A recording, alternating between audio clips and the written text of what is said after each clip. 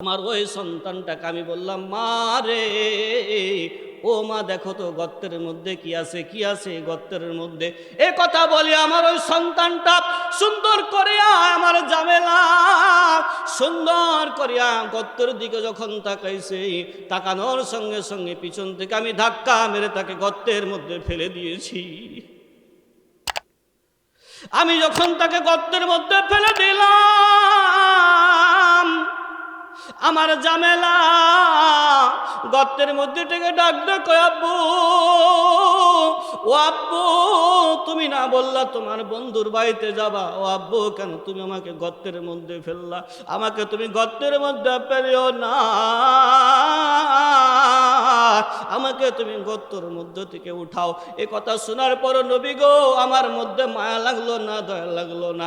আমি তাকে ছোট্ট ছোট্ট পাথর দিয়ে মারি, একটা পাথর যে আমার জামেলার কপাল ফেটে রক্ত বের হয়, আমার জামেলার মুখ দিয়ে রক্ত ভর্তি হয়ে যায়।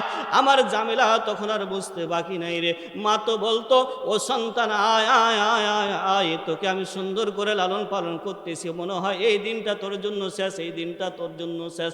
তোর বাবা আসলেন না জানি তোকে হত্যা করে ফেলবে। আব্বু গো, আব্বু, তোমাকে আমি বারবার বারবার বলতেছি, আব্বু, তোমার নামে আমি কোনো সময় পরিচয় দিব না। আমার আব্বার নাম হচ্ছে দাহিয়াতুল কালবি। আমাকে গর্ত থেকে তুলে তুমি শুধু রেখে দাও। আমি এই জায়গা থেকে এমন একটা দেশে চলে যাব, যে দেশে গেলে পারে কোনো সময়তে চিনতে পারবে না তোমার মেয়ে আমি জামেলা। হুজুর, তারপর আমার মনের মধ্যে মায়া লাগলো না, দয়া লাগলো না। আমি বিশাল বড় একটা পাথর হাতে নিয়া, আমার জামেলার মাথা বরাবর যখন আমি একটা আঘাত করেছি, ইয়া রাসূলুল্লাহ, ইয়া হাবিবাল্লাহ, ওই পাথরের আঘাত খাওয়ার সঙ্গে সঙ্গে আমার জামেলার মাথা ফেটে যায়। আমার জামেলা একটাই কথা বলেছে, আব্বু আব্বু আব্বু আব্বু। ওই আব্বু ডাকটা যেন এখনো যখন আমি ঘুমাই, এখনো মনে হয় আমার ঘুমের মধ্যে আমাকে আব্বু আব্বু বলে ডাক দেয়।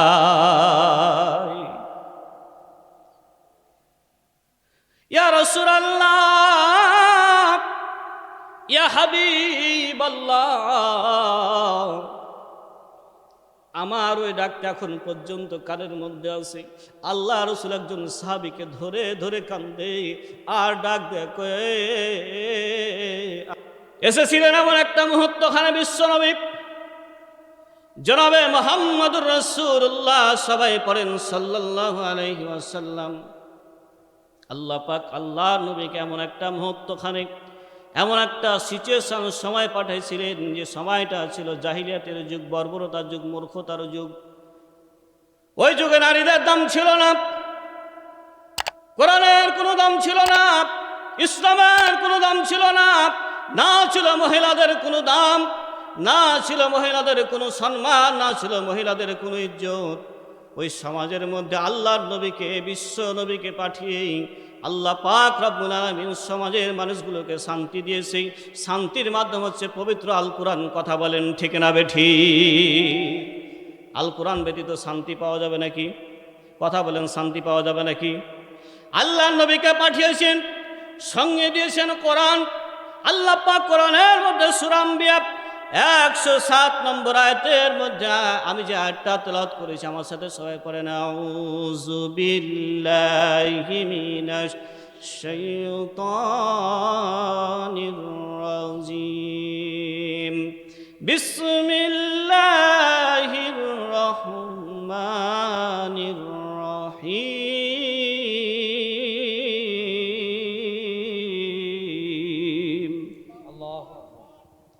وما أرسلناك إلا رحمة للعالمين।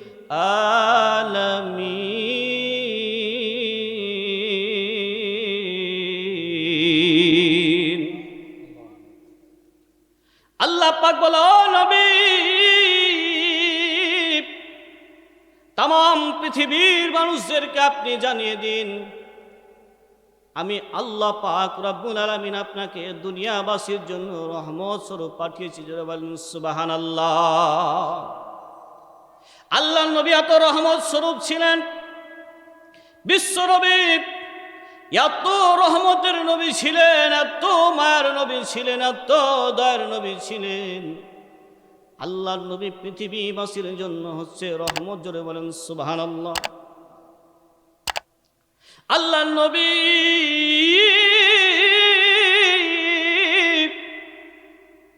সাহাবায়ে কেরামদের সামনে ঘোষণা দিতেছে, ও আমার সাহাবায়ে কেরামেরা, ও আমার সাহাবায়ে কেরামেরা, তোমরা শুনে নাও, শুনে নাও। কোন ব্যক্তি যদি বলে লা ইলাহা ইল্লাল্লাহু মুহাম্মাদুর রাসূলুল্লাহ, অতঃপর এর উপরে যদি অটল থাকে, এর উপরে যত প্রকার ঝড় আসুক, নির্যাতন আসুক না কেন, যত প্রকার টাকার লোভ আর সম্পদের লোভ আসুক না কেন, সম্পদের লোভ টাকার লোভকে লাথি মেরে দিয়ে কোনো ব্যক্তি যদি ইসলামের পক্ষে থাকে, কোরআনের উপরে থাকে, কালেমার উপরে থাকে, আমি নবীর পক্ষে থাকি, আমি রাসূল ঘোষণা দিতেছি, আল্লাহ পাক তাদেরকে তাদের পূর্বের জীবনের সব গুনাহকে মাফ করে দিবে। জোরে বলেন সুবহানাল্লাহ। একজন সাহাবী, সব সাহাবী এই কথাটা শুনে খুশি হয়ে গেছেন। একজন সাহাবী পিছন সাইড থেকে বসে ডুকরে ডুকরে জোরে জোরে চিৎকার মেরে কাঁদতে আরম্ভ করেছেন। আল্লাহর নবী কয়, কে কান্দে রে, কে কান্দে? কোন সাহাবী আমার কান্দে রে, কোন সাহাবী আমার কান্দে? দেখে পিছন সাইডের মধ্যে দাহিয়াতুল কলবি আল্লাহ রসুলের কাছে জিবরাইল আলাইহিস সালাম কোরআন নিয়ে আসিছিলেন 24,000 বার। জোরে বলেন কয় হাজার বার? জিবরাইল 24,000 বার বিশ্ব নবীর কাছে এসেছেন। বেশি সময়ের মধ্যে দাহিয়াতুল কলবি সাহাবীর রূপ ধারণ করে এসেছেন। জোরে বলেন সুবহানাল্লাহ। এই দাহিয়াতুল কলবি সাহাবী চিৎকার মেরে মেরে কান্দে। আল্লাহ নবী কয়, কান্দো কেন দাহিয়াতুল কলবি, কেন তুমি কান্দো?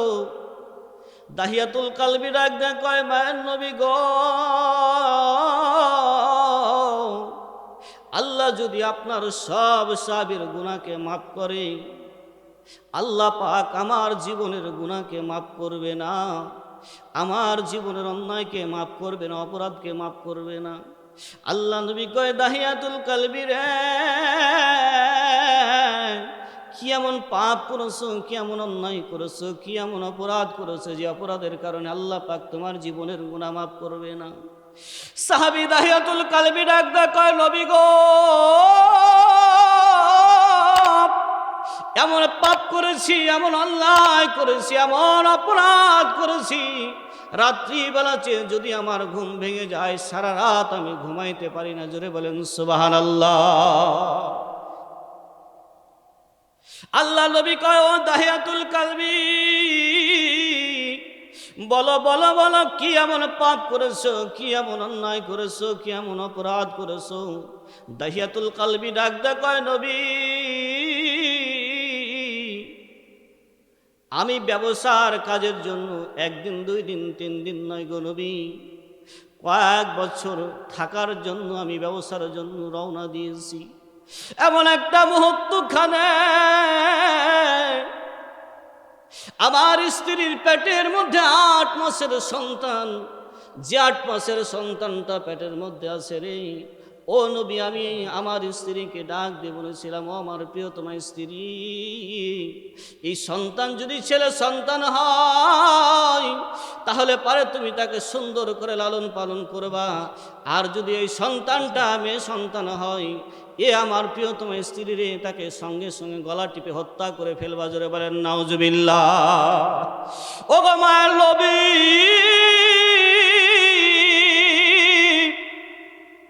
আমি ব্যবসার উদ্দেশ্যে রওনা দিয়েছি, আমি ব্যবসার উদ্দেশ্যে রওনা দিয়েছি, আমি ব্যবসা করার জন্য চলে গিয়েছি। কয়েকটা বছর পর আমি ব্যবসা থেকে বাড়িতে ফিরে এসেছি।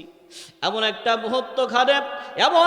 মুহূর্তখানে আমার বাড়ির মধ্যে আমার ছোট্ট একটা বাচ্চা, এত সুন্দর চেহারা তার, আমার কাছে আব্বু আব্বু বলে বলে আমার কাছে আসতেছে, আমাকে আব্বু বলতেছে, আমাকে আদর করতেছে, চুমা খাইতেছে। মায়ের নবী গো,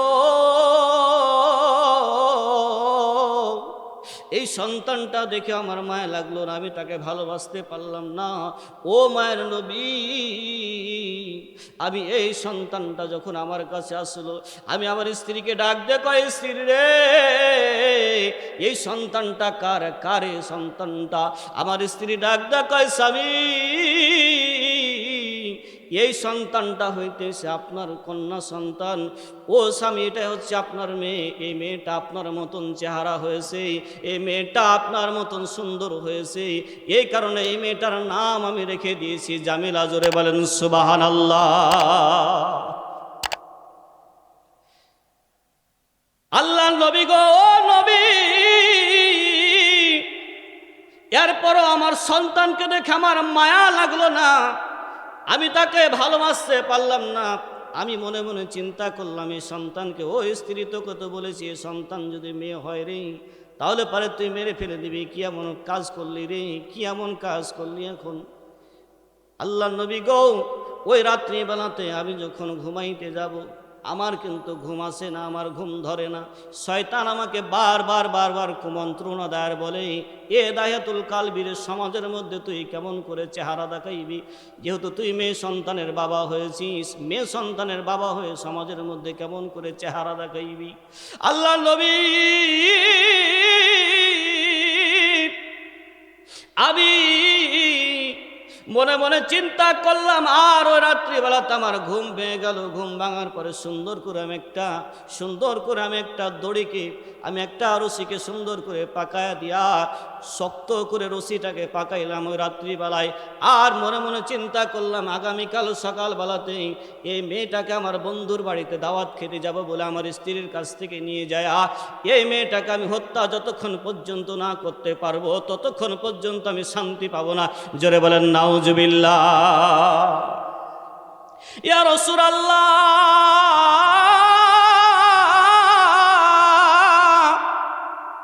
ইয়া হাবিবাল্লাহ, ও মায়ার নবী গো, ও দয়ার নবী গো, আমি মনে মনে চিন্তা করে সকালবেলাতে আমার স্ত্রীকে বললাম, স্ত্রী, তোমার মেয়েটাকে সুন্দর করে সাজায় দাও, সুন্দর করে পরিপাটি করে তাকে সাজায় দাও। আমি তোমার মেয়েকে নিয়ে আমার বন্ধুর বাড়িতে বেড়াতে যাব, ঘুরতে যাব, আমি দাওয়াত খেতে যাব। এই কথা বলিয়া আমার ওই সন্তানটা বারবার আমার কাছে আসতেছে আর বলছে, আব্বু কোথায় যাবা, আব্বু কোথায় যাবা? আমি বলছি, মা রে, ও মা, তোকে নিয়ে আমি আমার দাওয়াত খেতে যাব, বন্ধুর বাড়িতে দাওয়াত খেতে যাব। এই কথা শুনিয়া আমার সন্তানটা সুন্দর করে পোশাক পরিধান করে গোসল করায় দিল আমার স্ত্রী সুন্দর করে গোসল করায় দিয়া, ওই মেয়েটা আমি বাবাকে পেয়ে এত খুশি হয়েছে, নিজের মাকে, ওই মেয়েটা নিজের মার দিকে না তাকায়া আমি আব্বার সঙ্গে, আমি দাহিয়াতুল কালবীর সঙ্গে আমার বন্ধুর বাড়িতে যাওয়ার জন্য আমার সঙ্গে যেতে আরম্ভ করে দিয়েছে। মায়ের নবী গো, রাস্তায় যখন আমার মেয়েটা আমার সঙ্গে সঙ্গে যাইতেছে, আমার শরীর দিয়ে ঘাম পড়তেছে মরুভূমির মধ্যে, আমার শরীরের ঘামগুলো আমার ওই সন্তানটা বারবার মুছে দিতেছে আর বলতেছে, আব্বু কোথায় তোমার বন্ধুর বাড়ি, কোথায় গেলে পারে তোমার বন্ধুর বাড়ি পাওয়া যাবে? ও নবী, আমার ওই সন্তানটার আমাকে যে বারবার ঘামগুলো মিশে দিচ্ছে, শরীর থেকে ময়লাগুলো দূর করে দিছে, তারপর আমি আমার সন্তানকে ভালোবাসতে পারলাম না, মহব্বত করতে পারলাম না। আমি সুন্দর করে তাকে মরুভূমির মধ্যে নিয়ে চলে গেলাম। মরুভূমির মধ্যে নিয়ে যা আমি সুন্দর করে একটা গর্ত খনন করতে আরম্ভ করি। গর্ত যখন খনন করতে যাই, ওই গর্তের মাটিগুলো, পাথরগুলো আমার দাড়িতে লাগে, আমার যখন চুলে লাগে, আমার ওই মেয়েটা চুল থেকে, দাড়ি থেকে পাথরগুলোকে সরায়, ময়লাগুলোকে সরায় আর ডাক দেখো, আব্বু তুমি না বললা তুমি তোমার বন্ধুর বাড়ি দাওয়াত খেতে যাওয়া, তুমি এত কষ্ট করে কার জন্য গর্ত খনন করতেছো? গর্ত খনন করতে যা তোমার শরীরের মধ্যে যেন ময়লা লাগতেছে। এই কথা বলিয়া ও নবী গো, আমার ওই ঝামেলা আমার শরীর থেকে ময়লাগুলোকে দূর করতেছে, সরাইতেছে, আমার শরীর থেকে ময়লাগুলোকে দূর করতেছে আর সরাইতেছে। তারপরও আমি আমার সন্তানের প্রতি আমার মায়া বসলো না, দয়া লাগলো না। ও নবী,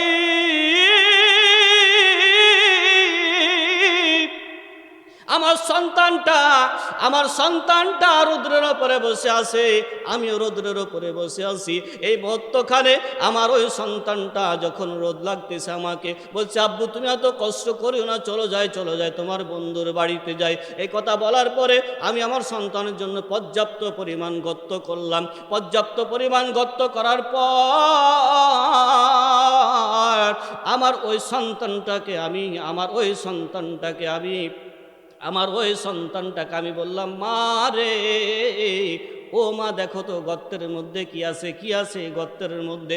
এ কথা বলি আমার ওই সন্তানটা সুন্দর করিয়া আমার ঝামেলা সুন্দর করিয়া গর্তের দিকে যখন তাকাইছে, তাকানোর সঙ্গে সঙ্গে পিছন থেকে আমি ধাক্কা মেরে তাকে গর্তের মধ্যে ফেলে দিয়েছি। আমি যখন তাকে গর্তের মধ্যে ফেলে দিলাম, আমার ঝামেলা গর্তের মধ্যে থেকে ডাক ডাক, আব্বু, ও আব্বু, তুমি না বললা তোমার বন্ধুর বাড়িতে যাবা? ও আব্বু, কেন তুমি আমাকে গর্তের মধ্যে ফেললা? আমাকে তুমি গর্তের মধ্যে ফেলিও না, আমাকে তুমি গর্তের মধ্য থেকে উঠাও। এ কথা শোনার পর নবী গো, আমার মধ্যে মায়া লাগলো না, দয়া লাগলো না। আমি তাকে ছোট্ট ছোট্ট পাথর দিয়ে মারি, একটা পাথর যে আমার ঝামেলার কপাল ফেটে রক্ত বের হয়, আমার ঝামেলার মুখ দিয়ে রক্ত ভর্তি হয়ে যায়। আমার ঝামেলা তখন আর বুঝতে বাকি নাই রে। মা তো বলতো, ও সন্তান, আয় আয় আয় আয় আয়, তোকে আমি সুন্দর করে লালন পালন করতেছি, মনে হয় এই দিনটা তোর জন্য শেষ, এই দিনটা তোর জন্য শেষ। তোর বাবা আসলেন না জানি তোকে হত্যা করে ফেলবে। আব্বু গো, আব্বু, তোমাকে আমি বারবার বলতেছি, আব্বু, তোমার নামে আমি কোনো সময় পরিচয় দিব না। আমার আব্বার নাম হচ্ছে দাহিয়াতুল কালবি। আমাকে গর্ত থেকে তুলে তুমি শুধু রেখে দাও। আমি এই জায়গা থেকে এমন একটা দেশে চলে যাব, যে দেশে গেলে পরে কোনো সময়তে চিনতে পারবে না তোমার মেয়ে আমি ঝামেলা। হুজুর, তারপর আমার মনের মধ্যে মায়া লাগলো না, দয়া লাগলো না। আমি বিশাল বড় একটা পাথর হাতে নিয়া আমার ঝামেলার মাথা বরাবর যখন আমি একটা আঘাত করেছি, ইয়া রাসূলুল্লাহ, ইয়া হাবিবাল্লাহ, ওই পাথরের আঘাত খাওয়ার সঙ্গে সঙ্গে আমার ঝামেলার মাথা ফেটে যায়। আমার ঝামেলা একটাই কথা বলেছে, আব্বু আব্বু আব্বু আব্বু। ওই আব্বু ডাকটা যেন এখনো যখন আমি ঘুমাই, এখনো মনে হয় আমার ঘুমের মধ্যে আমাকে আব্বু আব্বু বলে ডাক দেয়। ইয়া রাসূলুল্লাহ, ইয়া হাবিবাল্লাহ, আমার ওই ডাকটা এখন পর্যন্ত কানের মধ্যে আছে। আল্লাহ রাসূল একজন সাহাবীকে ধরে ধরে কান্দে আর ডাক দেয়। কেউ দিনী মজলিসের কাজ করত, আল্লাহ রাসূল দিনী মজলিসে যে বসেইতেন। জোরে বলেন সুবহানাল্লাহ, আরো জোরে বলেন সুবহানাল্লাহ। এটা হচ্ছে জান্নাতের বাগান। এটা কিসের বাগান? জোরে বলেন, এটা কিসের বাগান? জান্নাতের বাগান। এই যে আমরা ধরেন কি যে তাফসির মাহফিলগুলোকে কষ্ট করে সাজাই আর ব্যবসা করে ফুচকাওয়ালারা, কথা বলেন ঠিক না বেঠিক? আপনি কোরআনের ময়দান সাজাবেন, ব্যবসা করবে ফুচকাওয়ালারা। আমি একদিন আমার ছেলের জন্য ফুচকা নেব ভাবলাম, এসিসি এসআরের পরে একটা মাহফিল ছিল। তো মাহফিলে যাওয়ার সময় আমি ভাবলাম যে এসআরের পরে সম্ভবত ফুচকা পাওয়া যায় ফুচকার দোকানে। আমার ওয়াইফ বলছে, স্বামী, এই সময়তে তো ফুচকা পাওয়া যায় না, ফুচকা শেষ হয়ে গেছে। কিছু সংখ্যক মহিলারা, পুরুষেরা কেউ বা দূর থেকে দেখে দেখে হাসাহাসি করবে আর বলবে ওই ময়দানে লোক কম আছে। এই ময়দানে দেখতে লোক কম থাকলে পারো, এই জায়গার মধ্যে আল্লাহর রহমতের হাজার হাজার ফেরেশতা আছে। জোরে বলেন সুবহানাল্লাহ, আরো জোরে বলেন সুবহানাল্লাহ। এটা হচ্ছে জান্নাতের বাগান, এটা হচ্ছে জান্নাতের বাগান। এখানে যতক্ষণ পর্যন্ত বসে থাকবেন আল্লাহর রহমতের চাদরে থাকবেন। পড়েন আলহামদুলিল্লাহ। আরেকটা আওয়াজ দিয়ে পড়েন আলহামদুলিল্লাহ। অনেকেই বলেন যে সম্ভবত আব্দুল্লাহ আল মামুন ওই জায়গার মধ্যে বয়ান করছে, সেই আবার কি জানে, এরকমও অনেক বলা বলি করে। এ ভাই, অহংকার করে বলি না। এই মাসেরই গত 6 তারিখ আমার একটা প্রোগ্রাম ছিল রাজশাহী বিশ্ববিদ্যালয়ের পাশে, আপনাদের এলাকারই সন্তান। গত বছরও আল্লাহ পাক ওই ময়দানে নিয়েছিল, এই বছরও একই ময়দানে নিয়েছে। অনেকে আমার ফেসবুকে ইউটিউবে দেখেছেন। আবার ওই রাজশাহীর বিশ্ববিদ্যালয়ের পিছনে একটা মাহফিল ছিল এই মাসেরই 6 তারিখ। রাজশাহী বিশ্ববিদ্যালয়ের এক একজন শিক্ষক, আমার বড় ভাই বসে আছে, এক একজন শিক্ষকের অনেক জ্ঞান আল্লাহ পাক তাদেরকে দেয়, পড়ান আলহামদুলিল্লাহ। তো সেই রাজশাহী বিশ্ববিদ্যালয়ের মাহফিলে যখন গেলাম, মাগরিবের পরে ওই রাজশাহী বিশ্ববিদ্যালয়ের একজন শিক্ষক এসে আমাকে জড়িয়ে ধরলো, লেকচারার এসে আমাকে জড়িয়ে ধরলো, জড়িয়ে ধরে বলতেছে, বাবা আব্দুল্লাহ আল মামুন, তোমার বাসা চাপাই, গত বছর তোমার এই ময়দানে আমি ওয়াজ শুনেছিলাম, আমার অনেক শত ব্যস্ততার পরও তোমার এই আলোচনা শোনার জন্য আমি এসেছি, পড়েন আলহামদুলিল্লাহ। এটা আপনাদের এলাকার জন্য একটা রহমত। আমি অহংকার করার জন্য বলি না, আপনাদের এলাকারই সন্তান। সামনে শুক্রবার আল্লাহ পাক যদি কবুল করে, আমার সিরাজগঞ্জে মাহফিল আছে,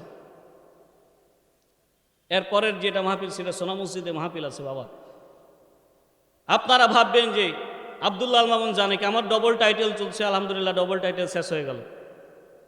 ডবল টাইটেল শেষ করেছি, আমার থেকে অনেক টাইটেল অন্যওয়ালা লোক আল্লাহ পাক এই আপনাদের এলাকাতে রেখেছি, কিন্তু একমাত্র আল্লাহর রহমতে, বাপমার দোয়াতে, আপনাদের দোয়ার বদলতে আল্লাহ পাক জেলায় জেলার বাইরে আলহামদুলিল্লাহ আলোচনা করেন, আলহামদুলিল্লাহ পড়েন।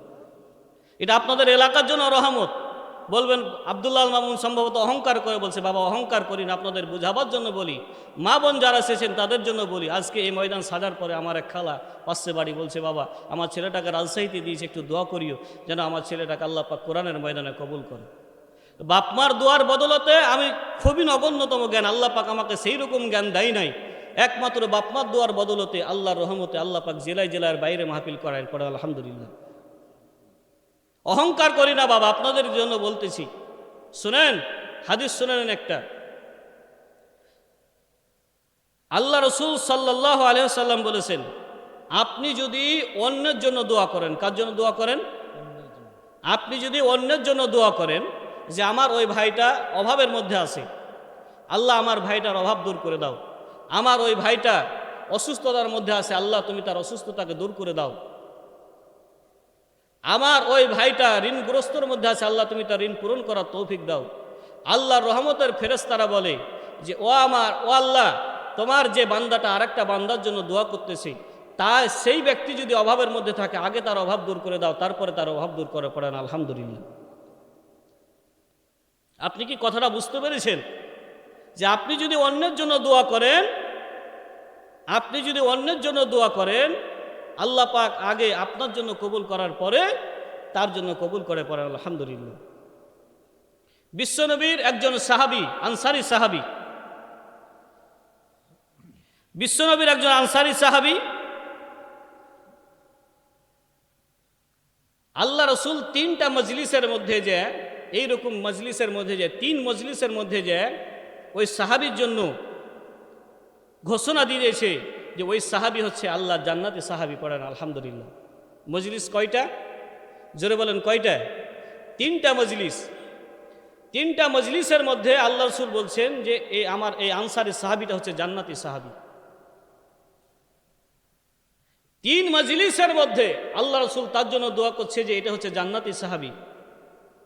আব্দুল্লাহ ইবনে ওমর ইবনুল আস, ওই সাহাবী বলতেছে, ভাই ও আনসারী সাহাবী ভাই, তুমি কি এমন আমল করেছো যে আমল করার কারণে আল্লাহ রসুল 3টা মজলিসে যে তোমাকে জান্নাতি বলে ঘোষণা দিয়েছে? সুবহানাল্লাহ পড়ে। তুমি কি এমন আমল করো, আমলটা শুনবেন না? শোনা দরকার আছে না নাই? যে তুমি কি এমন আমল করো যে আমলটা করার কারণে আল্লাহ পাক তোমাকে, আল্লাহ রসুল তোমাকে 3টা মজলিসে জান্নাতি বলে ঘোষণা দিয়েছে। ও আনসারী সাহাবী বলছে, ও আব্দুল্লাহ ইবনে আমর ইবনুল আস, তোমাদের মতনই আমি নামাজ আদায় করি, তোমাদের মতনই আমি রোজা আদায় করি, আমি জিকির আজগার করে আল্লাহ রসুলের সঙ্গে সব কাজ করি, তবে এক্সট্রা আমার একটা ইবাদত আছে, এক্সট্রা আমার একটা কাজ আছে। সারাদিনের মধ্যে কোনো ব্যক্তি যদি আমার বিপক্ষে কোনো কথা বলে, অথবা আমাকে নিয়ে যদি কোনো প্রকার কটূক্তি করে, আমাকে নিয়ে গালিগালাজ করে, আমাকে কেউ যদি কষ্ট দেয়, আমি যখন ঘুমাতে যাই, ঘুমাতে যাওয়ার পূর্বে আমি ওই ব্যক্তিটাকে ক্ষমা করে তারপরে ঘুমাতে যাই। সুবহানাল্লাহ বলেন, আরো জোরে বলেন সুবহানাল্লাহ। আপনাকে কোনো ব্যক্তি যদি গালিগালাজ করে, আপনাকে কেউ যদি মূর্খ বলে, আপনাকে কেউ যদি বলে যে ওই ব্যক্তিটা জানে কি, অথবা ওই ব্যক্তিটা আপনাকে যদি একটা আঘাতও করে দেয়, মেরেও দেয়, তারপরও আপনাকে ওই আনসারী সাহাবীর কাছ থেকে একটা শিক্ষা নিতে হবে, আপনাকে ক্ষমা করে তারপরে আপনাকে ঘুমাই দিতে হবে। এটা হচ্ছে জান্নাতের একটা, আল্লাহ রাসূল বলেছেন যে যারা এই কাজ করবে তাদেরকে আমি জান্নাতি বলে ঘোষণা দিচ্ছি। বলেন সুবহানাল্লাহ, আরো জোরে বলেন সুবহানাল্লাহ। সময়ত উপস্থিতি, সময়ত হাজরিন, আল্লাহ রাসূল বলেছেন যে নামাজ রোজা দানের চেয়েও, নামাজ রোজা দানের চেয়েও একটা উত্তম কাজ আছে। নামাজের চেয়ে, দানের চেয়ে, রোজার চেয়ে। সামনে যে রমজান মাস আসছে, এই রমজান মাসে কোনো ব্যক্তি যদি দোয়া করে, আল্লাহ পাক তার দোয়াকে কবুল করে থাকে। বলেন সুবহানাল্লাহ, আরো জোরে বলেন সুবহানাল্লাহ। তাহলে পর আপনাকে অন্যের জন্য সর্বপ্রথম দোয়া করতে হবে, আল্লাহ পাক আপনার দোয়া কবুল করে থাকে। সুবহানাল্লাহ পড়েন। এই রমজান মাসে ইফতারি করার পূর্ব মুহূর্তখানে, ইফতারিকে সামনে রেখে কোনো ব্যক্তি যদি দোয়া করে, আল্লাহ পাক তার দোয়াকে কবুল করে থাকে। সুবহানাল্লাহ পড়েন। একজন সাহাবী ইফতারিকে সামনে রেখে দোয়া করছে, আল্লাহ আমার এক বন্ধুর বিয়ে হচ্ছে না, তুমি তার বিয়ের ব্যবস্থা করে দাও। তখন তার স্ত্রী পাশে থেকে ইফতারের কাজ করছিল, তাড়াতাড়ি দৌড়িয়ে চলে এসে বলছে, তুমি কি জানো না, আল্লাহ রাসূল কি সে হাদিসটা তুমি জানো না, অন্যের জন্য দোয়া করলে পারে আল্লাহ পাক তোমার জন্য আগে কবুল করে থাকে। সুবহানাল্লাহ পড়ে। তুমি তোমার বন্ধুর বিয়ের জন্য দোয়া করতেছো, এখন তো আল্লাহ পাক তোমার আগে বিয়ের ব্যবস্থা করবে। এই কারণে অন্যের জন্য আপনি যে দোয়াটা করবেন, আল্লাহ পাক আপনার জন্য আগে কবুল করে থাকে। সুবহানাল্লাহ পড়ে। সময়ত উপস্থিতি, সময়ত হাজিরিন, আল্লাহ রাসূল ঘোষণা দিয়েছে কোনো ব্যক্তি নামাজ, রোজা, উত্তম দানের চাইতে একটা গুরুত্বপূর্ণ ইবাদত আছে, গুরুত্বপূর্ণ একটা কাজ আছে, যেটা নামাজের চাইতে, দানের চাইতে, রোজার চাইতে আল্লাহর কাছে সবচাইতে গুরুত্বপূর্ণ ইবাদত। সেটা হচ্ছে দুই ভাই যখন ঝগড়া লাগবে, বিবাদ লাগবে, ওই ঝগড়াটা যদি কোনো ব্যক্তি সমাধান করে থাকে, নামাজ, রোজা, দানের চাইতে আল্লাহ পাক এটাকে উত্তম বলে ঘোষণা দিয়েছেন। জোরে বলেন সুবহানাল্লাহ, আরো জোরে বলেন সুবহানাল্লাহ। আমার ভাইয়েরা, আমার বন্ধুরা, আমার আর আলোচনা দীর্ঘায়িত নয়। বাবাজি, আপনি আপনার সন্তানের জন্য দোয়া করবেন, আপনি এলাকার সন্তানের জন্য দোয়া করবেন, আপনার এলাকার নিয়ামতের জন্য দোয়া করবেন। তবে ভাইজান, আপনাদেরকে একটা অনুরোধ করে বলতে চাই, আপনাদেরকে একটা জিনিস ঘোষণা দিয়ে বলতে চাই। বাবাজি দেখেন তো, দেখেন একটা ফোঁটা চোখের পানি আপনার পড়ে কি না? আল্লাহর নবীর মহব্বতে একটা জিনিস আপনার চোখে পড়ে কি না? ভাইজান, আল্লাহর নবী হাসান আর হুসাইনকে নিয়ে পাশে বসে দুইজনকে নিয়ে চুমা খাইতেছে। একবার হাসানকে চুমা দেয়, আবার হুসাইনকে চুমা দেয়। এই মুহূর্তখানে হাসান হুসাইনের বাবা আলী আল্লাহ রাসূলের সামনে চলে এসেছে। হঠাৎ করিয়া হাসান আর হুসাইন বিশ্ব নবীর কোল থেকে নেমে যাইয়া, আল্লাহর নবীর কোল থেকে নেমে যাইয়া বাবার কোলে চড়ে গিয়েছে। বাবার কোলে যখন চড়ে গিয়েছে, এই মুহূর্তখানে আল্লাহ রাসূলের সাহাবী জামাই আলী একবার হাসাইনের মুখে চুমা দেয়, আবার হুসাইনের মুখে চুমা দেয়, আর কত রকম আদর করে। আল্লাহ রাসূল ওই জায়গা থেকে একটু সরে গেলেন, সরে যাইয়া আল্লাহর নবী, বিশ্ব নবী রাহমাতুল লিল আলামিন, এক সাইডে যায় ডুকরে ডুকরে ডুকরে ডুকরে কাঁদতে আরম্ভ করেছে। আল্লাহ রাসূলের সাহাবী আলী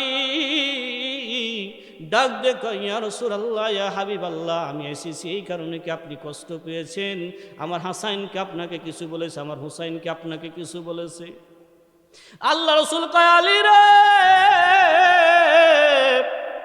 আমার হাসান আমাকে কিছু বলে নাই, আমার হুসাইন আমাকে কিছু বলে নাই, তুমি আসার পরে না আমি কষ্ট পাই নাই। তবে আলী,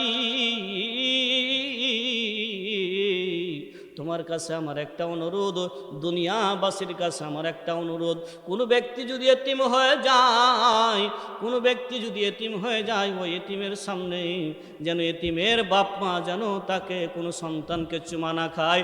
জোরে জোরে বলেন সুবহানাল্লাহ।